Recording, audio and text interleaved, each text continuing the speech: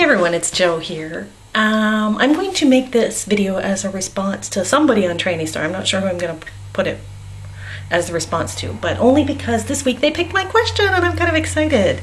I was wondering what people thought of all the celebrity trans kids coming out. One of which, the big one was Chaz Bono. Then more recently, Shiloh Jolie-Pitt, who's 4. He's the 4-year-old child of Angelina Jolie and Brad Pitt, has been kind of photographed wearing boys' clothes and having a boy's haircut and asking people to call her John and refer to him as he. Now apparently, I think the parents might think he's going through a tomboy phase. I don't exactly know what's going on there, but I think it's kind of cool that the parents are on board with this. And then the third one that I saw was Warren Beatty and Annette Benning's daughter named Kathlyn now wants to be known as Stephen, and he's 18 and living life as a male.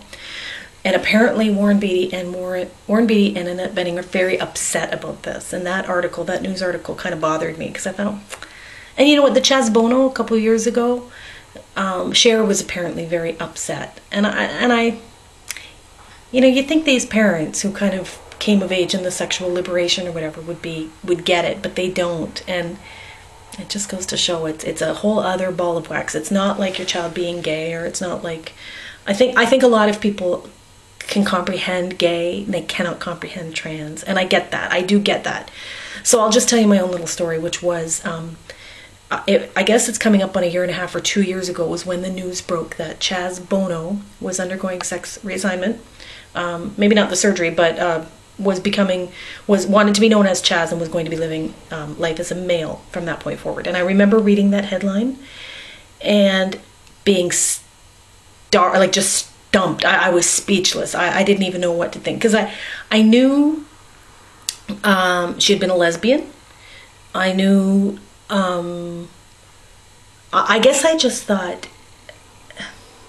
you know, I've known some trans people in my life. I used to bartend at a pretty sketchy bar that was next door to a gay bar, and we had some trans people that used to come in, and I've always been I've had gender issues my whole life, right? But I never ever had the word to put to it. I never knew what it was. I just knew I was an angry feminist who hated anything gendered. Like, I refuse to go to, I do not participate in events that are gendered. So girls' night out,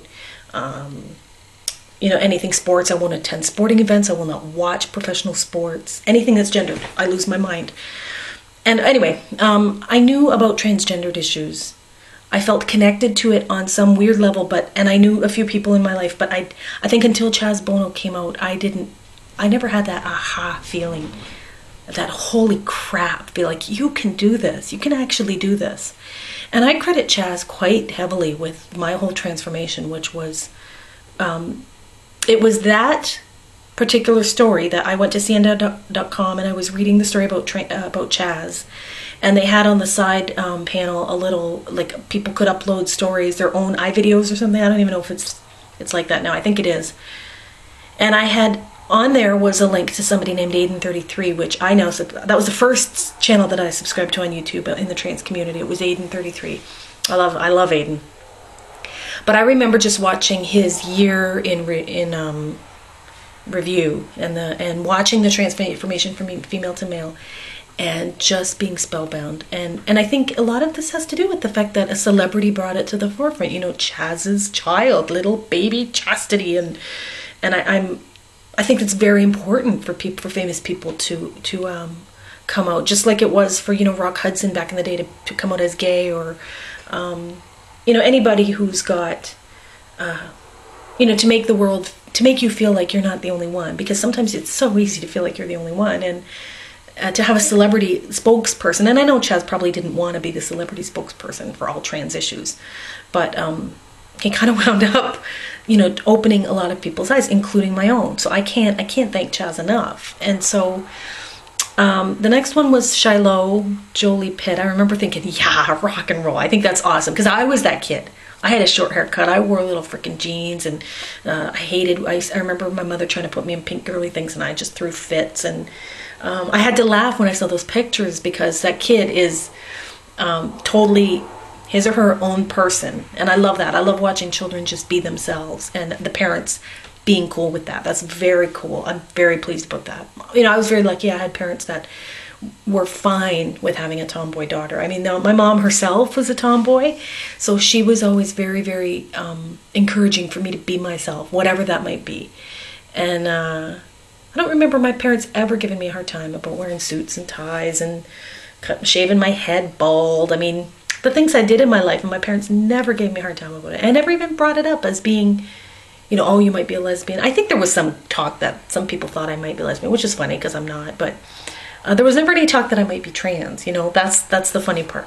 Because if anything, that's probably what it was, you know, what it was leaning towards. But the saddest one, yeah, was this story about Kathlyn / Stephen. I don't know if the last name is Beattie or Benning Beatty. But just finding out that the parents were so disappointed. Give me a break. Disappointed. Warren Beatty, how many freaking women have you fucked in your lifetime? Like, you have no business passing judgment on anybody else. Anybody else's sexuality or gender issues or gender identity. But I guess that it's such a fundamental core of a human being. So many people are so fixated on gender. The first thing that's said when a child is born is it's a boy or it's a girl. And so to have that messed with, I know it screws people up. I guess I can get how a parent might be disappointed, but you know, maybe as time goes on and as more celebrities come forward, or more where it becomes more mainstream. You know, that's the other funny thing, because Jenny mentioned this in her video yesterday, was that the three examples that I brought up were all FTMs, and I don't know of any famous MTFs, and that's unfortunate, because that is sort of the stereotype, right? Like, if anybody knows about anything trans, it's a drag queen, or it's a tranny, or it's a this, or it's a man in drag, it's a manly looking woman. You know, think of all the stereotypes you were ever taught growing up. And rarely is it FTM. In fact, I had never even heard of FTM until probably Chaz, or maybe the year before. I think I read a book by somebody named Dylan Kozla. And I had read another book called A Self-Made Man by Nora Vincent, about a woman who had dressed in drag and lived her life as a man for a year and wrote a book about it. I think I've always had an absolute fascination with gender fuckery. And so, like I said, it wasn't until Chaz Bono transitioned that I got to start researching it, and so, you know, one thing led to another, one link led to another. I found Trannystar. I mean, it was just mesmerizing how big the community was, and I had never even heard of it. It's like a big secret. It's a big crazy secret that nobody knows about, and I think the more people who know about it, the easier it becomes. It's funny, because I always say that I live my life as an example. Sometimes I think that's my lot in life, is to live my life as an example, or a horrible morning, or somewhere in the gray area of that. But I work with a bunch of people that have probably never heard of trans or trans issues, and I talk about it constantly. I mean, I'm always talking about it because I'm so fascinated by it, and I think since I discovered my own genderqueerdom, and I started to embrace that, and started to actually call myself genderqueer out loud in mixed company at work, as an explanation for, I think people have always perceived me as a very, very, very angry feminist. You can't reason with Jo. Don't invite her to anything. You know, guys at work will do things that, you know, it's just the guys, or women would do things that's just women. Everyone knew better than invite me to either of those, because I was a very angry person, and I'm not anymore. And I said that in a video recently to Aiden33 when I was thanking him for conspiring me to be the person I am. But I can honestly say that Chaz Bono, linking me to Aiden33, linking me to Trannystar, has made me the person I am today. And that, if anything, is a non-angry person.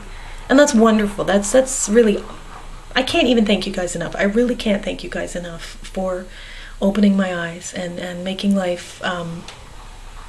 this life so interesting to me, and so I feel like a blossom has just blossomed, and like the world is my oyster, and this is where we start. This is my starting point as a genderqueer person going forward, and I love it. I love it that I'm not in that box anymore. I used to feel very confined in a box marked F, and I'm not in that box anymore, and it's fantastic. So that was just my 3 cents on celebrities and how they've impacted my life. Trans celebrities, or trans children of celebrities.